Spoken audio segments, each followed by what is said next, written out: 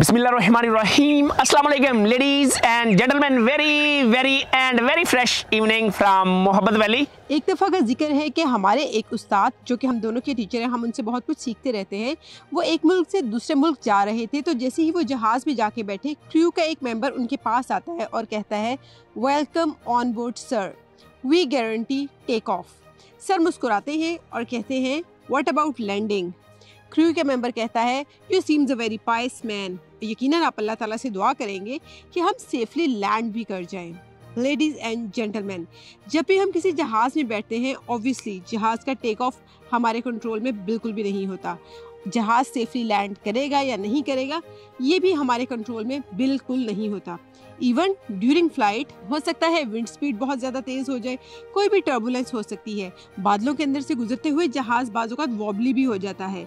ये सारी चीज़ें हमारे कंट्रोल में बिल्कुल भी नहीं होती। लेकिन हमारे कंट्रोल में क्या होता है, ये कि ड्यूरिंग फ्लाइट हम सो रहे हैं, हम सोना चूज कर रहे हैं, या हम कुछ ना कुछ खा रहे हैं, या हम लोगों के साथ बातें कर रहे हैं, नेटवर्किंग कर रहे हैं, फ्रेंड्स बना रहे हैं, या फिर हम पूरा रास्ता मूवी देखना चाह रहे हैं।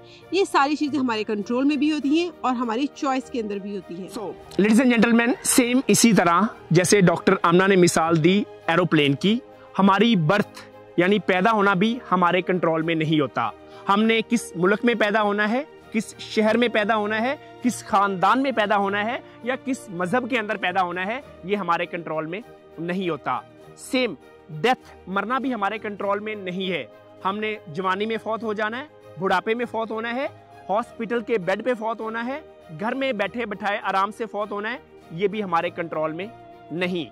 और इस बर्थ और डेथ के दरमियान बहुत सारे टर्बुलेंसेस भी आएंगे, सेटबैक्स भी आएंगे, चैलेंजेस भी आएंगे। कभी वो फाइनेंशियली चैलेंज आएगा, कभी रिलेशनशिप का चैलेंज आएगा, कभी हेल्थ का चैलेंज आएगा, और कभी इमोशनल ट्रॉमास का चैलेंज आएगा।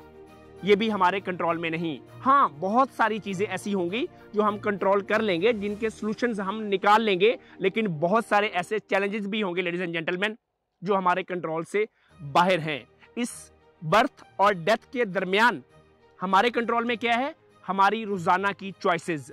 अगर वो हमारी रोजाना की चॉइसेस आखिरत के साथ अलाइन नहीं है, अल्लाह ताला की जात के साथ अलाइन नहीं है, अगर हमारा ये यकीन ही नहीं है कि इस जिंदगी के बाद एक जिंदगी और भी आने वाली है, तो फिर हम सिर्फ खाएंगे, मजे करेंगे और आखिरत के बारे में कुछ भी नहीं सोचेंगे। लेकिन अगर हमारा रिश्ता अल्लाह ताला की जात के साथ मजबूत होगा, ताकतवर होगा, और रोजाना हम टाइम दे रहे होंगे, और आखिरत पर हमें यकीन होगा कि इस जिंदगी के बाद हमने अल्लाह ताला को जाके जवाब देना है। ये जिंदगी एक तोहफा है अल्लाह ताला का।